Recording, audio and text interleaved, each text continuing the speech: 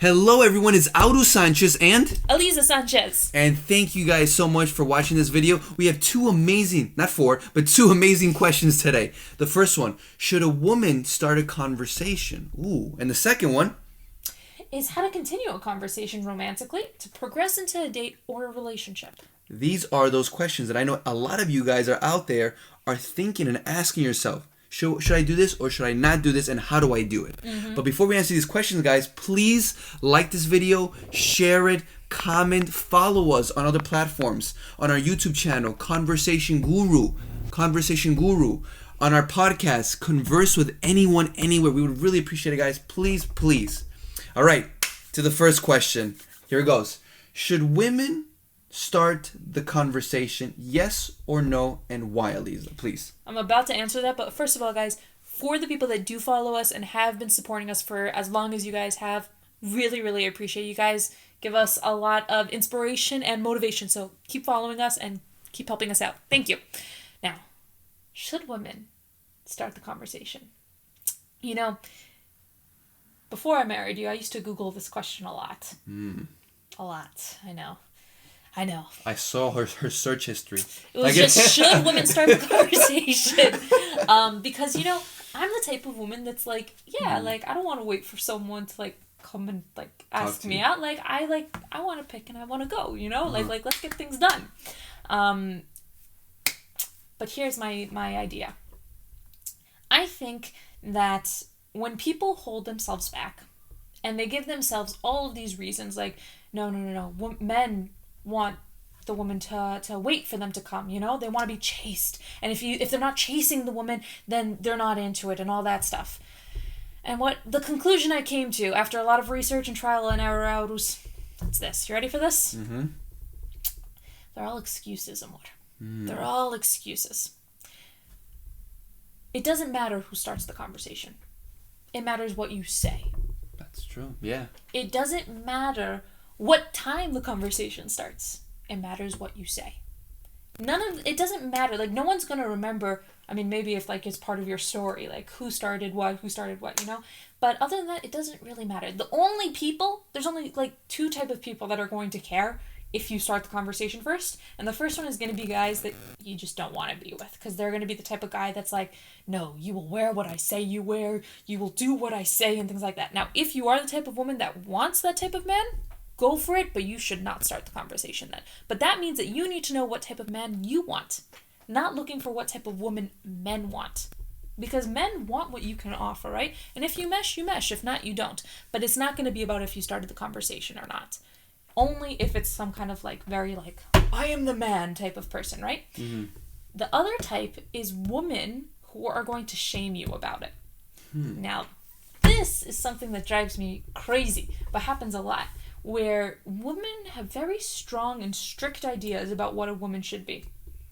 And if you are going outside of that definition of what a woman should be, well, then clearly you're just not a woman, you know? You're some kind of weird, like, wants to be a man type of person, you know? Like, I got a lot of this growing up. Like, really, like, what's wrong with you, you know? There's nothing wrong with you. You're just, like, braver than them. That's all, guys. That's all.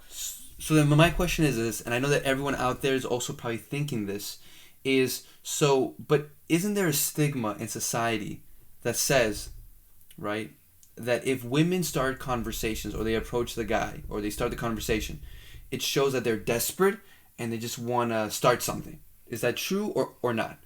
Well, let me give you an example to answer this, right? Okay. So we're going to do two scenarios, right? I'm going to start this conversation in both, right? Here's the first one, ready? And I want you to tell me what you're getting from this conversation. So, are you single? Yes. Oh, well, then what are you waiting for? Don't you want a piece of this?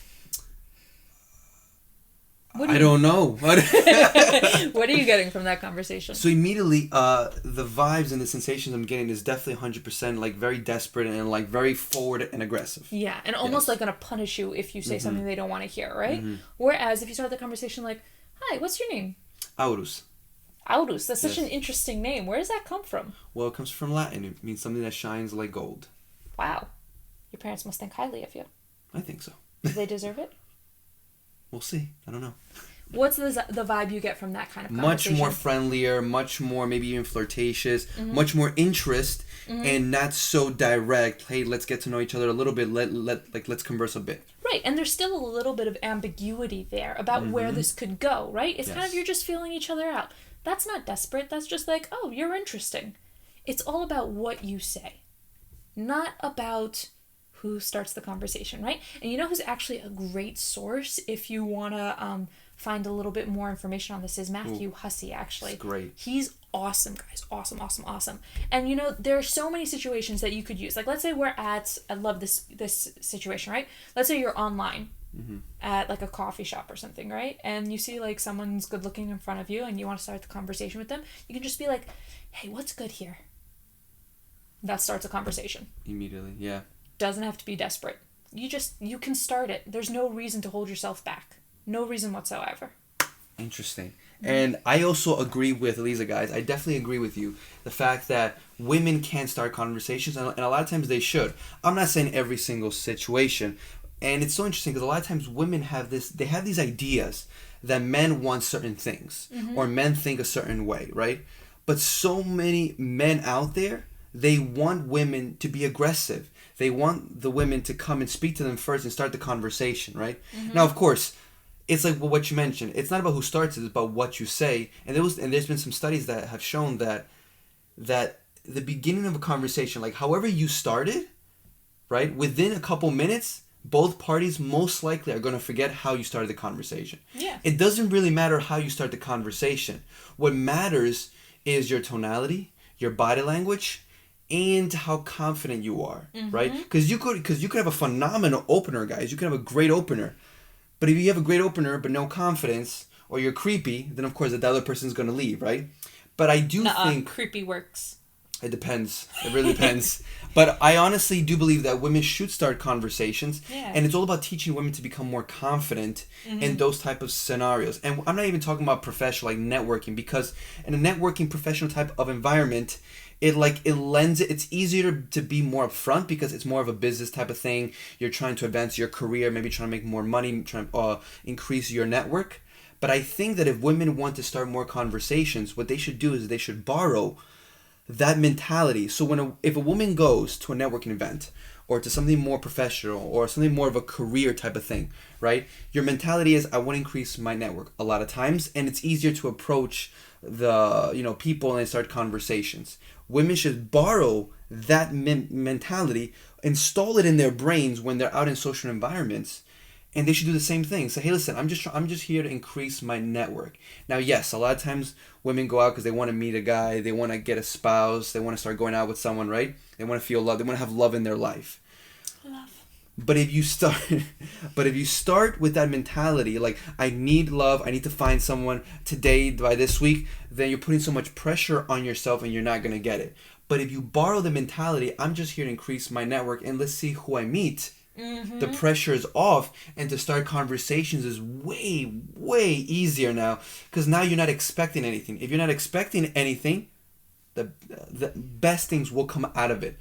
Yeah. And you know what I actually love about that point that you just made is like, okay, so if you go into every conversation just feeling out like what's going to come out from this conversation, right? Like, you don't go in trying to say like, this person will be my future husband, right? Instead you just go in like, this person looks interesting, let me find out more about them. Yes. What's going to end up happening is you're going to start not trying to fit them into a mold that fits what you want your husband to be. Because like what a lot of people will do is they'll go into a conversation, right? And they'll be like, okay, I want this person to be the one I end up with, right? And then what happens is they'll see like red flags. And instead of using those red flags to like move along, they'll make excuses for those red flags because they want to fit that person to what they need, right? Correct, yeah. Whereas instead what they should be doing is having that conversation, see those red flags and be like, okay, maybe this guy is just a friend, you know?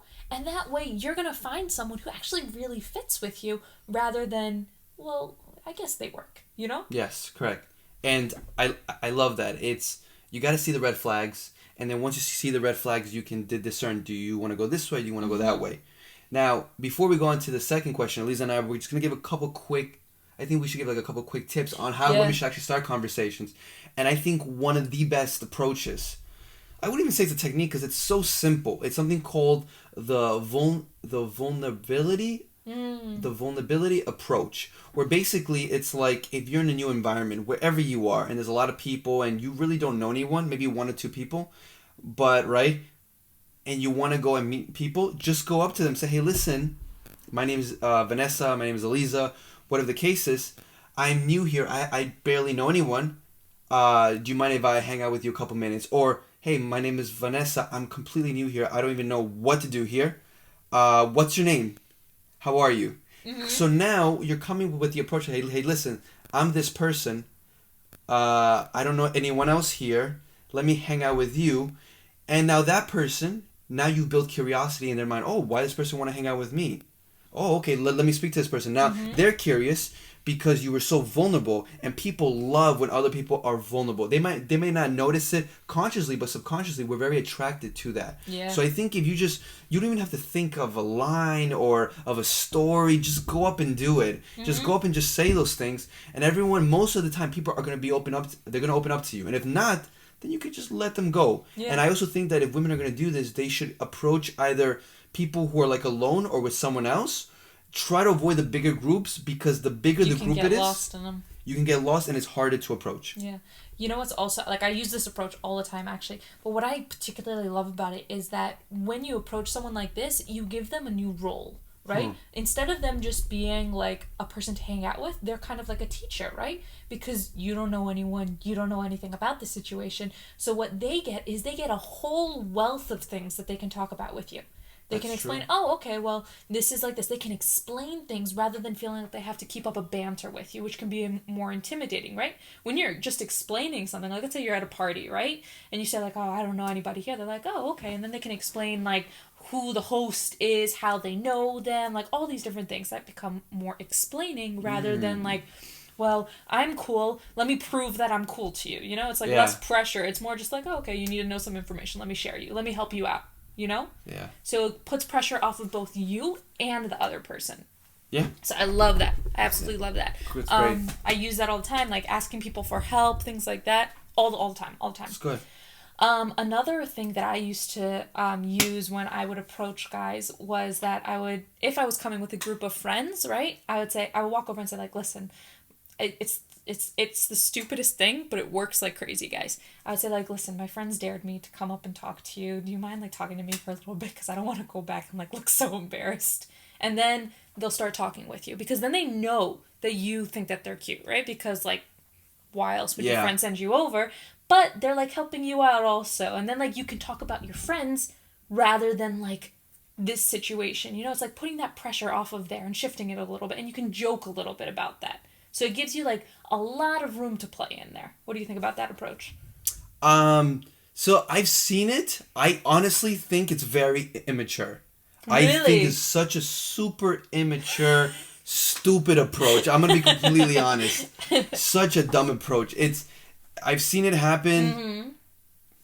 I've been in groups where women have tried to do that, and if you want to say it's cute because you're coming over and doing like that, fine. Yeah. I'll give them that. Guys, we're very just like whatever comes, whatever we'll just take. But a lot of times guys are like, all right, that was okay, that was ridiculous. They're like, oh, okay. Really? I've never had that response. 100%. No, the guys are not going to have that response towards the girl. Of course not. Pretty women coming to speak to them, what is there not to like about it? But then later on, when they're hanging out with their friends or just talking with like close friends, they're like, they were like, they were a lot of times guys will think, oh, they were probably just like, or crazy, or they're desperate, or they're drunk, or they come with these. But of course, they're not gonna care, and they're not gonna say that to the women. They're not gonna say. That's gonna like hold back women from doing that approach, because like that's like you're making fun of them now. But see, here's the thing: men don't say, they're not gonna say this in front of the woman that hey, this is ridiculous. But and like stuff if like they that. know that's gonna happen behind their backs, that's almost worse. So how would as a man, what would be the best way for a woman to approach you? The first way. Such a simple. A lot of times, us men and women, we overcomplicate things in so many things. Many years ago, when I first started doing seminars on communication skills, I would give a lot of techniques and tips on, like, bring a camera with you, and like invent this story and have a friend of yours double team with you and help you out with this. Like something that you need like a game plan. Like a whole game plan. And this is definitely a game plan. And I think it's easier for women to use game plans on men than men to use game plans on women. So 100% easier for women. So that's one thing. And I used to teach all these things, and of course, a lot of times it would work because superficially, it's a very interesting, different way to approach people. But then I thought, why talk about all these game plans and bring these props and this and that? If you really just want to speak to someone, you only need two things. You need to be vulnerable and you need to be confident. And that's such an easy approach. Yeah, but it's not easy to bring up all that confidence, no? Well, then that's a different video, guys. That's a different video. One last thing that I would mention about this first thing before we move on is that the scenario that you approach them in. I find it is always easier to approach someone when you are in an environment that's not supposed to be for like hooking up or things like that, right? Like at a bar or a club, it's not as easy. If you're at a bookstore, way easier. If you're at a grocery store, way easier. If you're at a park, way easier because people are caught by surprise a little bit. And it's not like everyone, like the second you approach people know what you're doing, right? It's a lot less pressure. What do you think? I agree 100%. I agree. She really said everything. I have nothing else to add. All right, let's do the second question, guys. Okay. How to continue a conversation romantically to progress into a date or relationship. Please share your thoughts out. Okay, so this question basically that the person asked, this person asked these two questions, but what he's really trying to ask is, how can I continue conversations so that person can eventually become interested in me, right? Because a lot of times the problem is, how do I continue a conversation? Okay, so let's say you get it started, either if you're a man or a woman, you started the conversation, and everything's going well, but then a lot of times there comes a point where it's like, okay, now what do I say now? I'm lost. I ran out of topics, or there's an awkward silence. So what do I do now, right? So I think there's so many different tactics and approaches. One thing I'll definitely say, and this is a very old tactic to have in mind, and it comes from the book How to Win Friends and Influence People. If you haven't checked it out, guys, check out that book. How to Win Friends and Influence People it's a phenomenal, great beginner book that can give you phenomenal insights into how to become a great conversationalist and just to get what you want. And they say it's always to be interested in other people. Just be interested in them. So I think first you start being interested in them. Do not interview them. Like, don't ask them 1,000 questions, because then if this person tells you, hey, am I in an interview? Like, why are you asking me so many questions? It's a dialogue. It's not a monologue where only one person is speaking. It's two people, right? So as long as you're interested in them and you're taking questions, either one, you're asking very unique questions that usually people would not ask, or you're taking very cliche questions and you're rewording them so that it sounds very unique and different in front of them, to their ears or in their perspective, right? These are just some simple things. I also knew someone that what they would do is that they would they would go on Google. This is a great hack. Go on Google, find top conversation starters. He would print them out or write them down on a piece of paper, and then he would put it inside of his wallet and just carry that with him everywhere. And either, depending on the environment, what he would do is either he would take out the list and he would say, listen, I have some interesting questions that I want to ask you. Again, he's being vulnerable. He's being very direct. But if he saw that it wasn't the right environment, or maybe like these people have different personalities, he wouldn't take out the list. He would just say, hey, listen, I have a question for you. And then he would go into it. So it's a lot of times it's just preparing ahead of time, either interesting conversation starters or already having certain questions, right?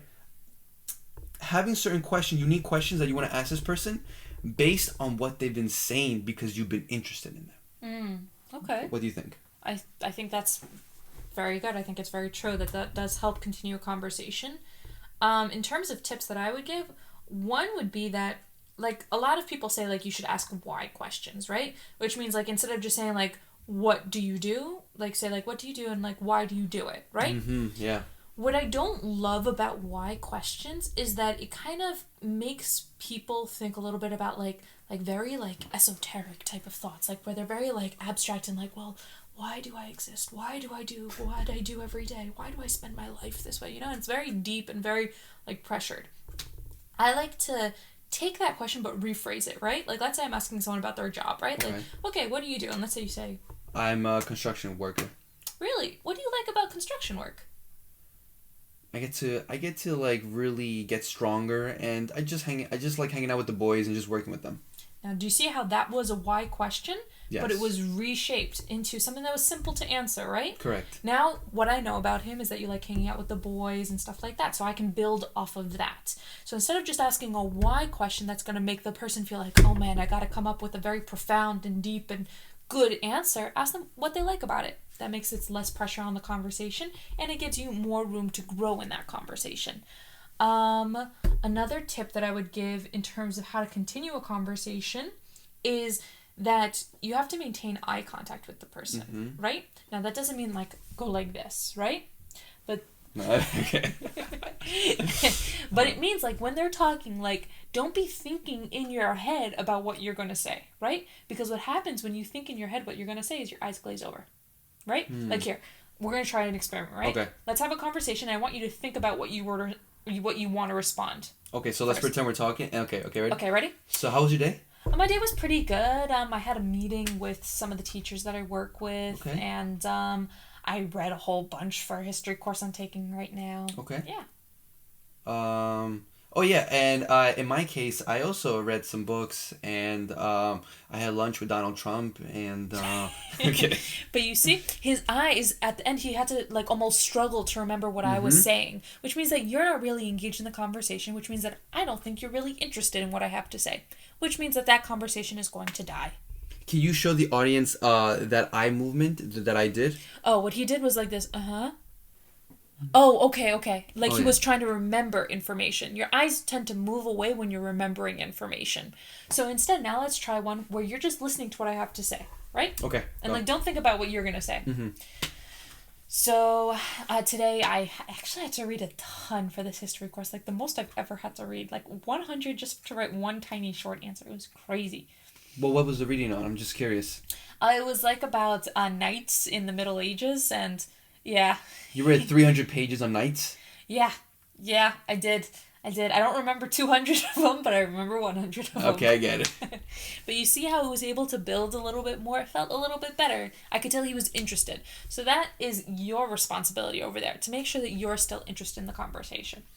And I'm just curious, I just have to ask you a question. So let's say the person gets the conversation going and stuff like that, and they're using these techniques.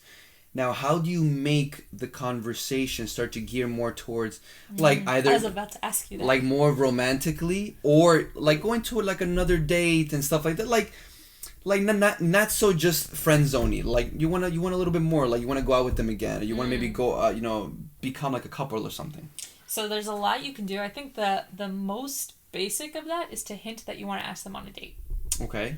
So, like... Let's say, for example, okay, let's start a conversation, right? Okay. Like, talk to me. Okay, so how do you like the steak? It's actually really, really good. I love this steakhouse, but there's actually a really great steakhouse that's a couple blocks that way that I would love to go out with you to. Really? Yeah. Do you have time next week sometime? Yeah, anywhere from 10 p.m. and on. Cool. Okay. So what I did was I set up a future with that person. Now, it's still not clear if it's romantic or friendship, but that's up to the date to, like, really set up, guys. Or just flirting. That's just a matter of flirting with the person. What do you think? I 100% agree with Eliza. You can even test it out. Like, you can throw, like, little tests during the conversation. Or, like what Eliza mentioned, she used the word hints. Like, you said hints. Throw out little hints that maybe you want to do it again. You want to go out again. Or you want to take this person somewhere else. Or, and stuff like that. And when you throw out these little tests, these little exams, you don't just throw one. Like, throw a whole cluster of them and see how the person responds. Like, are they ever like, go out again? Like, you want me to meet your parents, or you want me to, or fast. Well, yeah. I'm exaggerating a little bit, but I think you guys get the point that you throw these clusters and you see is this person leaning towards more positivity, like they're saying yes more, are they saying no more, or are they more like in the middle? Because it could happen where it's like this person likes you, but they're still not sure because maybe it hasn't been enough time.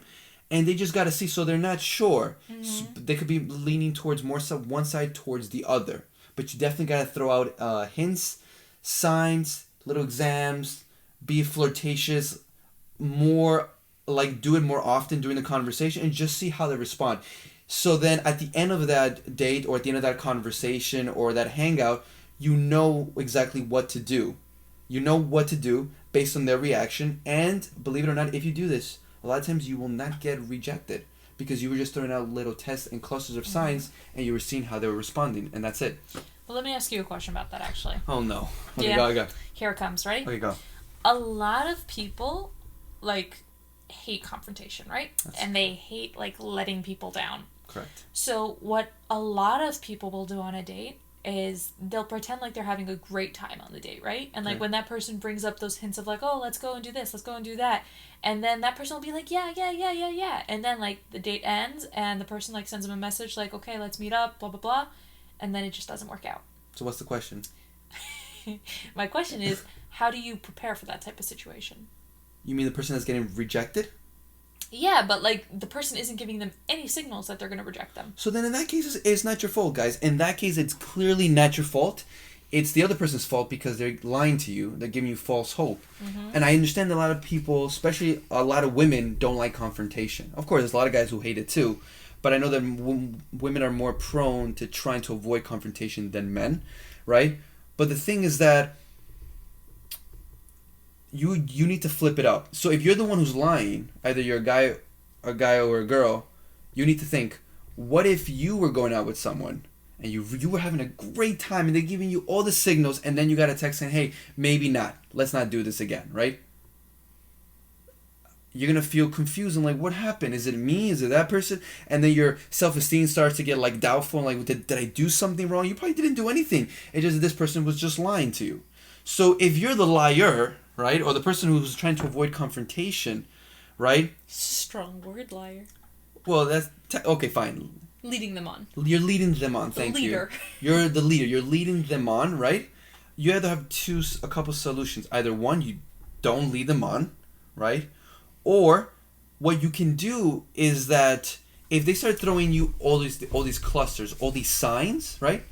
Be very neutral about it. Be very neutral about it. And then at the end, right? At the end, once everything's about to end, you guys are going to go your ways. Tell them, reassure them. Say, hey, listen, I really had a good time. I know that maybe you were hinting, or maybe I'm wrong, right? That you were hinting that maybe you want to do this again. But I personally, I don't know. I just wouldn't want to. I think you're a great person. We could definitely hang out again as friends. But in another date, I just don't think so. Mm-hmm. But you do it towards the end. Because if you do it early on, it could get awkward. And then, there's like an awkward silence. But if it's towards the end, that person is most likely just going to leave. Yep. So I think that's what you should definitely do. Definitely. The other thing that I would want to mention about this is that you have to prepare yourself that in any date this could happen. Yeah. But you have to remember that there are other people out there, right? Because if you don't feel like there are other people out there or like you need to hold on to this person, it's like, give me your hand. Like, let's say I'm like going like this to you, right? You're not going to want to hang out there. Like, you want to go away, right? Correct. You can't cling so tightly to that person. So if that person wants to leave, you got to let him go, right? Yeah. And you got to remember that there's other hands to hold. Oh. Yeah. I like that. Other hands to hold. There we go. Her hands. Guys, thank you so much. I think we're going to end here, right? I think so. Yeah, it was pretty good. Yeah. Guys, thank you so much for sending us these questions. Send us more. Yes, we got so much more questions. Yeah. But send us more questions. We're going to keep filming all these questions and then publish them once a week. But we are seeing your questions and we're going to answer them, guys. Thank you so much. Any last words, Eliza, to the audience? Thank you for listening, guys. I hope this helped you. We really appreciate it, guys. And follow us, comment, share these videos. Find us on YouTube, Conversation Guru, and our podcast, Converse with Anyone, Anywhere, guys. Thank you guys so much. And of course, till next time.